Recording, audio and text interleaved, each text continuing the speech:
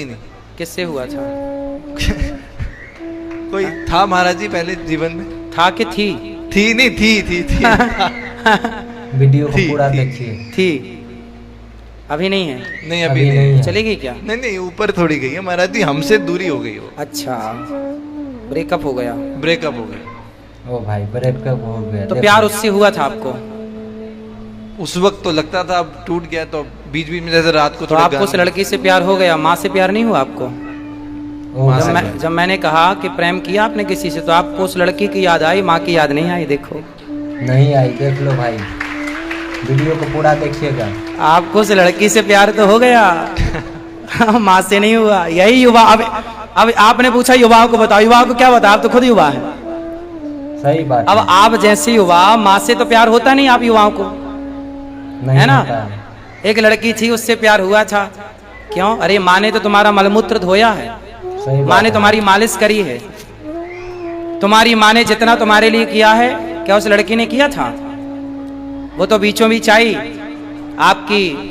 आपका पैसा है, आपका रुतबा है, आप सुंदर हैं, तो आपसे प्यार करने वाले लाख मिल जाएंगे। आपके पास पैसा ना हो, सुंदरता ना हो, कौन प्यार करेगा आपको? कौन प्यार करेगा? प्यार आपसे नहीं होता, आपकी चमड़ी से होता है, चाहे लड़की की चमड़ी हो चाहे लड़का की। पैसा है, शोहरत है, तो प्यार करने वाले लाख हैं। कुछ नहीं है तो कोई पूछने वाला नहीं है साहब। ओ भाई, इसलिए प्यार व्यार के चक्कर में ना पड़ो। सबसे बड़ा धोखा ही आई लव यू है, प्यार है। मैं तुमसे प्यार करती हूँ या मैं तुमसे प्यार करता हूँ, ये सबसे बड़ा धोखा है। प्यार माँ से होना चाहिए। हमारी माँ हमारे लिए कितना करती है। हमारा बाप ओवर टाइम काम करता, चप्पल घिस जाती है बेचारे की।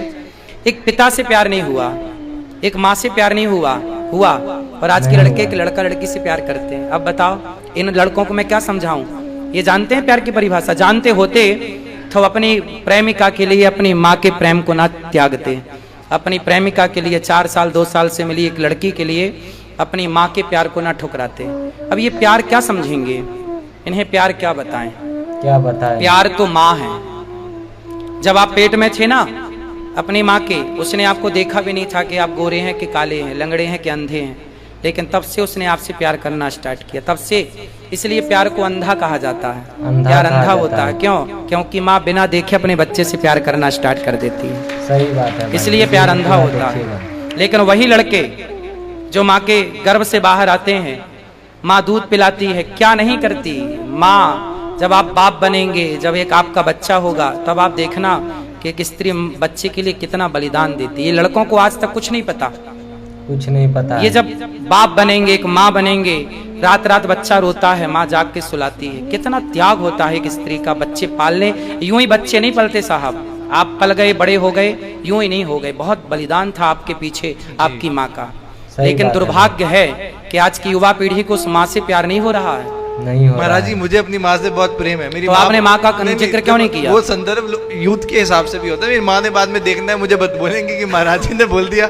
आप ये भी थोड़ा सा क्लियर कर दो ना, मेरा भी तो इक्वेशन। इसके बाद मैंने घर भी तो जाना है थोड़ा सा, वो भी तो घर नहीं जाने मिलेगा। नहीं, अब आप बोल रहे हो माँ से प्यार नहीं, प्रेमिका से प्यार है। प्रेमिका से तो एक पीरियड, मैंने लोगों के संदर्भ में बोला। पर मेरा एक सवाल यहाँ पर महाराज, नहीं सही है, आप ये तो हम कह रहे हैं। माँ को, मेरी माँ के लिए भी बोलते थोड़ा सा। हाँ, तो अपनी माँ से खूब प्यार करना। मैं करता हूँ। और अपनी माँ के खिलाफ कभी खड़े मत होना। बिल्कुल। जो माँ बाप कहें, माँ बाप के हम सभी ऋणी हैं, कभी अपना चुका नहीं सकते माँ बाप का कर्जा, चुका नहीं सकते। देख लो भाई, इसलिए हम सब माँ के ऋणी हैं। और माँ जो कहती है वही भगवान का कहना है। जी जी, कहना। पत्थर की लकीर है माँ का कहा। महाराज जी, आजकल जो लड़के लड़कियां वो ये कह देते हैं कि हमारा प्रेम राधा कृष्ण का प्रेम है। हाँ ओ भाई, राधा कृष्ण का। मूर्ख हैं ये, मूर्ख एक नंबर के। इन्हें तो गुदना से गुदवा लेना चाहिए माथे पे, मैं मूर्ख हूँ। राधा कृष्ण का प्रेम करने चलेंगे। राधा कृष्ण कोई सामान्य है क्या? भगवान श्री कृष्ण ने गिरिराज जी उठाए एक उंगली से। राधा कौन है? साक्षात महालक्ष्मी है। कृष्ण कौन है? साक्षात नारायण है। वो तो लक्ष्मी नारायण ऑलरेडी पति पत्नी है। वो तो जगत जननी है, जगत के माता पिता हैं। वो तो लीला के लिए संसार में आते हैं, हम जैसे पापियों के लिए। सही बात एक इंसान को ना, इंसान ही ठीक है, देवता बनो अच्छे कर्म करके, भगवान न बनो। भगवान भगवान ही है, कोई इंसान कभी भगवान नहीं हो सकता। वीडियो को पूरा देखिएगा भाई, कुछ सीख कोई जाइएगा। नदी कितना भी प्रयास कर ले, पर नदी कभी सागर नहीं हो सकती। नदी, कोई कुआं कितना भी प्रयास कर ले, पर कुआं कभी समुद्र नहीं हो सकता। नहीं हो सकता। कोई तालाब कितना प्रयास कर ले कभी सागर नहीं हो सकता। ऐसे सागर जीवात्मा नहीं हो इंसान सकता। कितना प्रयास कर ले, इंसान रहेगा, भगवान नहीं हो सकता। इसलिए इंसानों को अपनी औकात में ही रहना चाहिए, औकात ज्यादा में ही भगवान रहना बनने की होड़ चाहिए। और कोशिश नहीं करनी चाहिए। राधा कृष्ण जैसा प्यार, अरे वो जगत के माता पिता है, जगत जननी राधा है, देख लो भाई। उनके जैसे तुम क्या कर लोगे? जानते भी हो कि उनका प्यार कैसा था। उनका था? प्यार कोई चमड़ी वाला थोड़ी था, चमड़ी वाला कोई थोड़ी भोगों था। वाला थोड़ी था। वो तो एक ही तत्व है। जैसे मिश्री और मिठास कहने में दो हो गए। गिरा अर्थ जल बीच सम कहियत भिन्न न भिन्न। पढ़िए शास्त्रों को। जैसे मिश्री और मिठास ये दो नहीं है।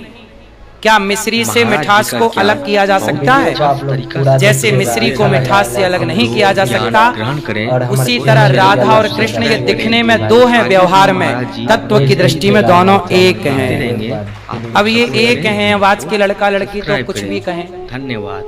तब क्या कहें? आपकी तो सुनते हैं ना सब। हाँ, अब तो अब वायरल, अब सबसे अगर कोई सर्च करे सबसे वायरल आप ही हो। अच्छा। आपको कैसा लगता है जब आप सुनते हो कि आप वायरल हो, सबसे ज्यादा ट्रेंडिंग में चल रहे हो? अंदर से क्या फीलिंग आती है? नहीं देखो, हम तो अंदर से जैसे पहले थे वैसे आज भी हैं। पहले भी माताओं की सेवा चलती थी, आज भी कर रहे हैं। ये तो आप सबका, भारत का लोगों का प्यार है कि आप मुझे अपने पुत्र के रूप में सब लोग स्वीकार कर रहे हैं, भाई के रूप में, दास के रूप में। ये तो मेरी खुशनसीबी है कि आप सबका मुझे आशीर्वाद प्यार मिल रहा है, वरना मैं इस लायक कहाँ था, कहाँ लायक, मैं इस योग्य कहाँ था कि आप सबका लाड़ और आशीर्वाद मैं पाऊं। ये तो वृद्ध माओं की कृपा और आप सबका आशीर्वाद प्यार है। मैं इस प्यार को, आप सबके आशीर्वाद को स्वीकार करता हूँ। स्वीकार करता हूँ। महाराज जी, एक ना अभी रिसेंटली ब्रांड था, तो उस ब्रांड ने क्या किया कि एक कैंपेन लॉन्च किया अपने कपड़ों को दर्शाने के लिए। हाँ। तो उसमें आपने सुना, वो न्यूज़ देखी थी आपने? नहीं। तो उस ब्रांड ने क्या किया कि राधा रानी का एक स्वरूप दिखाया, पर एक बड़े अलग तरीके से। जैसे जो आजकल की मॉडल्स होती हैं उनको मॉडल। वैसा स्वरूप दिखाने की कोशिश करी। राधा रानी के जो पैरों के चिन्ह थे वो उस मॉडल के पैर में थे, और एक काफी फेमस एक्ट्रेस थी। हाँ हाँ हाँ हाँ, देखा है लगभग ये। वो देखा था आपने? वो पाँव में शंख चक्र भी बनवा रखे थे। जी जी जी जी। अब देखिए ऐसे ही है ना, ये सब बॉलीवुड से संबंधित है। हाँ, बॉलीवुड ही है सारा। हाँ, तो कैसा, तो इसको बॉलीवुड का काम ही है काम ही है। सनातन धर्म को नीचा दिखाना, सनातन धर्म को गालियां देना, सनातन धर्म का मजाक उड़ाना, ये बॉलीवुड का काम है। पता नहीं ये सनातनी क्यों नहीं समझते। क्यों नहीं समझाओ, आप समझते? क्या समझाना चाहते हो? भाई यही समझाना चाहते हैं कि सनातन धर्म का भारतीय संस्कृति और भारतीय संस्कारों के सबसे बड़े दुश्मन यही लोग हैं जो आपके धर्म ग्रंथों का, देवी देवताओं का मजाक उड़ाते हैं। मजाक उड़ाते इसके हैं। अर्थ को नहीं जानना चाहते ये लोग, डीप पे घुसना नहीं चाहते ये लोग, केवल मजाक उड़ाना चाहते हैं संतों के खिलाफ। अब देखिए एक पिक्चर, एक वेब सीरीज बना दी आश्रम।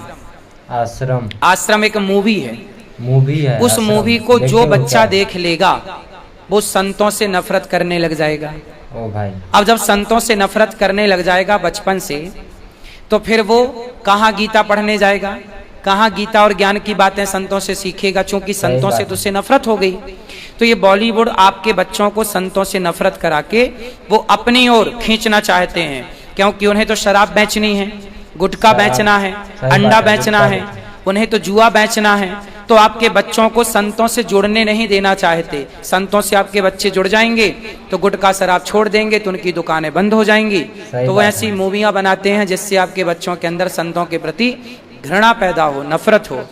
अब संत लोग क्या कर रहे हैं? संत लोग आज ना होते, संत ना होते ना, आग लगी आकाश में बरस रहे अंगार, और संत ना होते जगत में तो जल जाता संसार। ये संत ना होते तो आज कुछ ना होता। संत हैं तो संस्कृति है, संत हैं तो संस्कार है।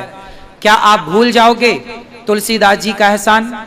क्या आप भूल जाओगे कबीरदास जी का, सूरदास जी का एहसान? आज हम सब की वाणियों में कहीं ना कहीं संतों की वाणी है। आप लोग सब कहते हैं कि बड़ा हुआ सो क्या हुआ, ये सब संतों की तो वाणी है। सही बात संतों के बिना तो हम गूंगे थे।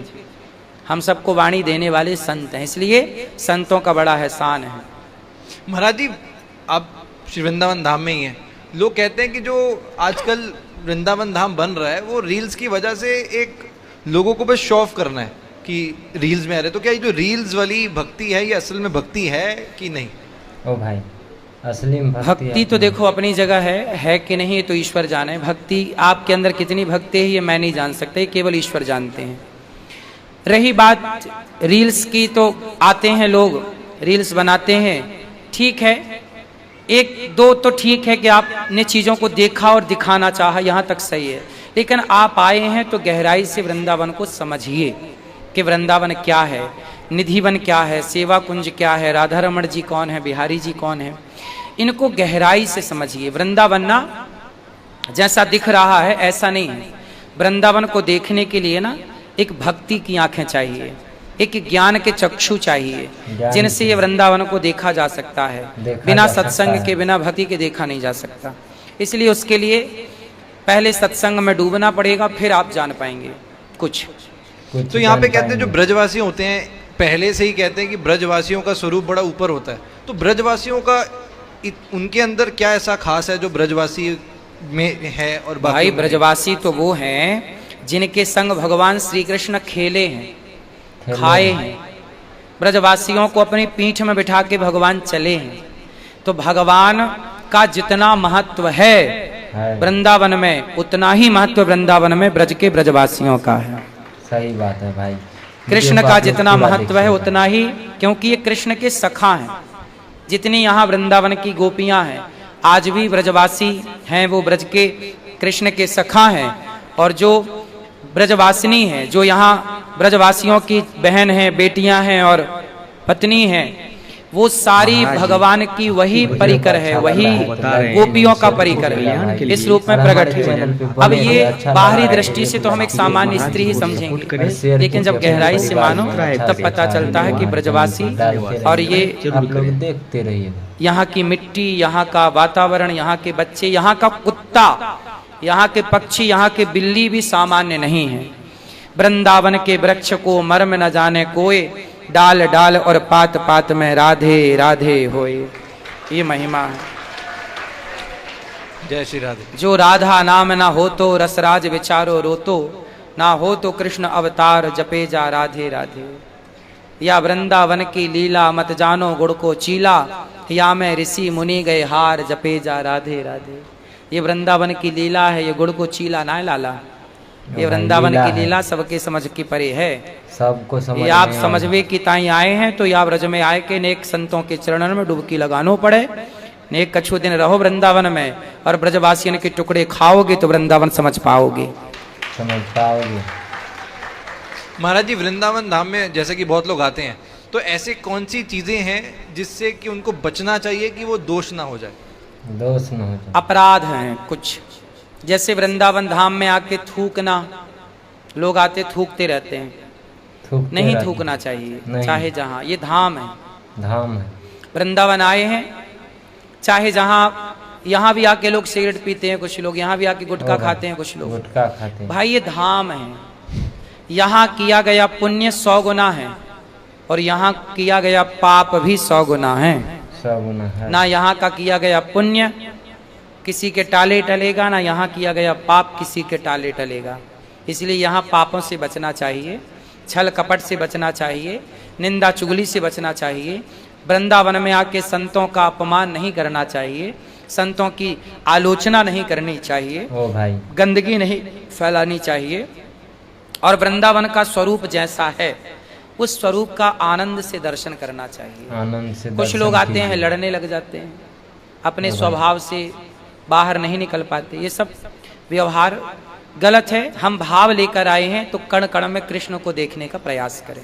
देखने प्रभु जी, आपने तो इतने सालों में जरूर कभी ना कभी कोई दिव्य अनुभूति की होगी। रोज करते हैं भगवान। बताओ ना, जैसे कुछ क्या बताएं, बताओ कोई दिव्य अनुभूति, जैसे कि आपको लगा कि साक्षात भगवान की लीला ही थी। देखो, जब मैं वृंदावन आया तो 2006 में आया, 17 जुलाई 2006 में मैं पढ़ने के लिए आया वृंदावन मध्य प्रदेश से।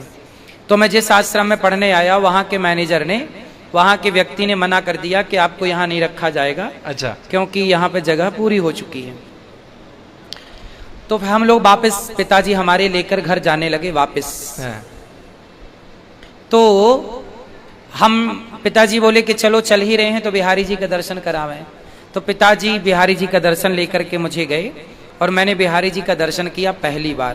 पहली बार दर्शन तब मैंने किया। बिहारी जी से मन में प्रार्थना करी कि हे प्रभु, ये आपका वृंदावन इतना बड़ा है, जहाँ सब लोग जूते चप्पल उतारते होंगे, आप वहाँ मुझे रख लो, पर अपने से दूर ना करो, मुझे यहाँ पढ़ना है, पढ़ने दो। बस ये प्रार्थना करके मैं आया। और जिस मैनेजर ने मुझे कहा कि आप लोग जाओ, जगह नहीं है, हम लोग बाहर सड़क पर झोला लेके खड़े हो गए, तो उसी मैनेजर ने आकर के कहा कि अच्छा आ जाओ, रहो तुम, आ जाओ। उसी ने बुलाया जिसने कहा कि जाओ। तो ये सबसे पहली अनुभूति थी मेरी कि मैंने बिहारी जी से जो कहा, उन्होंने प्रत्यक्ष रूप से उसे सुन लिया और बिहारी जी ने अपनी गोद में मुझे रहने का ये मौका दिया। देखो, वृंदावन धाम आने को लोग तरसते हैं, लेकिन मुझ जैसे पापी को, मुझ जैसे पतित को बिहारी जी ने, राधा रानी ने इस वृंदावन में रहने का वास दिया, रहने का मौका दिया, ब्रजवास दिया। सबसे बड़ा चमत्कार तो मेरे लिए यही है नित्य का कि मुझ जैसे पापी को भी श्री राधा रानी ने स्वीकार कर लिया, बिहारी जी ने स्वीकार कर लिया। वरना मुझ में ऐसा कोई गुण नहीं है, कोई पुण्य नहीं है कि जिस पुण्य से मैं वृंदावन में ठहर सकूं। ये प्रत्यक्ष कृपा है, तो मैं तो उस कृपा का रोज अनुभव करता हूँ। और मैं तो बिहारी जी की गोद में ही रहता हूँ। ये मुझे लगता है कि वृंदावन बिहारी जी की गोद है और हम सब बिहारी जी की गोद में हैं। अभी भी आप बिहारी जी की गोद में हैं। वृंदावन से बाहर गए तो बिहारी जी की गोद से उतर गए, और वृंदावन में आए मतलब बिहारी जी की गोद में आ गए। महाराज जी, जैसे मैं देख रहा हूँ और हमें पता भी है कि यहाँ पे एक आश्रम भी है, वृद्ध आश्रम भी है, गौ सेवा भी है, लोगों को खाना भी आपके द्वारा दिया जाता है, इतना पुण्य करा जाता है आपके द्वारा, और करवा भगवान रहे हैं, पर शायद बिल्कुल डायरेक्शन आपसे आ रही है जी। तो महाराज जी, आपको अंदर से जब कोई आप किसी ऐसे व्यक्ति को देखते हैं जैसे अनाथ हो गया या कोई भूखा हो गया, उनको देखकर जब उनको इस तरह से खाना उपलब्ध कराया जाता है, उनको सेवा दी जाती है, तो आपके अंदर क्या, मन में क्या अच्छा लगता है कि चलो देखो, मैं हमेशा एक बात कहता हूँ, गौरी गोपाल आश्रम में जितनी सेवाएं होती हैं, ये सेवा करने वाले तो भगवान है। क्योंकि वृंदावन में एक तिनका भी यदि हिल रहा है तो बिहारी जी की मर्जी है। तो उन्होंने ये सेवा के लायक समझा और इन्होंने सेवा दी। देखो, बकरा मरता है ना तो उसके चमड़े का ढोलक तबला बनता है, ऊंट मरता है तो जूता और बेल्ट बनता है, शेर मरता है तो उसका भी चमड़ा काम आता है, अन्य जीव मरते हैं सबका चमड़ा काम आता है। लेकिन जब हम मरेंगे तो हमारे चमड़े का तो जूता भी नहीं बनेगा। ये मेरा अपना पर्सनल भाव है कि जब हम मरेंगे तो हमारे चमड़े का तो जूता भी नहीं बनेगा। हमारा चमड़ा मरने के बाद काम का नहीं है, हमारा शरीर मरने के बाद काम का नहीं है। यदि अनिरुद्धाचार्य काम पे आ सकता है तो जीते जी समाज के काम आ सकता है। इसलिए मैं जीते जी सेवा करता हूँ, क्योंकि मरने के बाद तो ये चमड़े का जूता भी नहीं बनेगा। इसलिए मैं सोचता हूँ कि जीते जी सेवा कर लूँ, मर तो जाना ही है एक दिन, तो मरने के बाद तो फिर हम कुछ कर ना पाएंगे। इसलिए जब तक हैं सेवा कर लो, क्योंकि पता नहीं श्वासों का क्या भरोसा, आज हैं कल रहेंगे इसकी गारंटी नहीं। इसलिए श्वास का, क्षण का मैं सदुपयोग करता हूँ, प्रत्येक क्षण का सदुपयोग करता हूँ कि मेरे द्वारा सेवा हो। कोई आप यदि मुस्कुरा रहे हैं मेरे कारण, कि आज ही एक माता आई गौरी गोपाल में रहने के लिए, उनके बेटे के बेटे ने मार के घर से निकाल दिया, बहू ने मारा और मार के निकाल दिया। तो जब अपने मार कर निकालते हैं तब वो आश्रय पाने यहाँ आती हैं। यदि आप सबके सहयोग से, भगवान की कृपा से ये दास किसी का सहारा बन रहा है तो हम जीते जी ही तो सहारा बन सकते हैं, वरना मरने के बाद तो हमें ही 4 लोगों का सहारा चाहिए। महाराज जी, पॉलिटिक्स में इंटरेस्ट है कुछ? मैंने कहीं सुना था कि आप कह रहे थे कि अगर हुआ कभी मौका लगा तो नेता बन भी सकते हैं, है कुछ ऐसा? नेता देखो, अभी तो बढ़िया है हमारे नेता, ठीक चल रहे हैं। आपको मोदी जी पसंद है? मोदी जी बढ़िया काम कर रहे हैं। जो काम अभी तक नहीं कर पाया, कोई धारा 370 हटा दी उन्होंने, राम मंदिर बन गया, राम जी आ गए, रामलला आए हैं, योगी जी ने पूरा गुंडा राज खत्म कर दिया यूपी का। तो अभी ये नेता बढ़िया काम कर रहे हैं। तो अभी हम सबको केवल इन अच्छे लोगों का साथ ही देना चाहिए, क्योंकि अच्छा कर रहे हैं। जो अच्छा कर रहा है उससे साथ दो, जो अच्छा ना करें। यदि योगी जी, मोदी जी से शिकायत है मेरी कि वो बस गौ हत्या बंद नहीं कर रहे हैं, सही बात। वो गौ हत्या बंद कर दें तो अखंड, जब तक भगवान करे उनकी और 100 साल आयु और हो, जब तक उनकी सांस है तब तक के लिए वो प्रधानमंत्री फिक्स हो जाएंगे। गौ हत्या बंद कर देंगे तो कोई माई का लाल हरा ही नहीं सकता। महाराज जी फिर अभी इस बार जो लास्ट पॉलिटिक्स में अभी हुआ है यूपी में, आपने देखा ही है, फिर इस तरह आपको क्या लगता है ऐसा रिजल्ट क्यों आया? फिर कोई बात नहीं, वहाँ के लोग हो सकते हैं नाराज रहे लाइक हों, कमेंट शेयर भगवान जाने क्या था। फिर से मिलेंगे अगला वीडियो में, तब तक के लिए आप लोगों को बाय।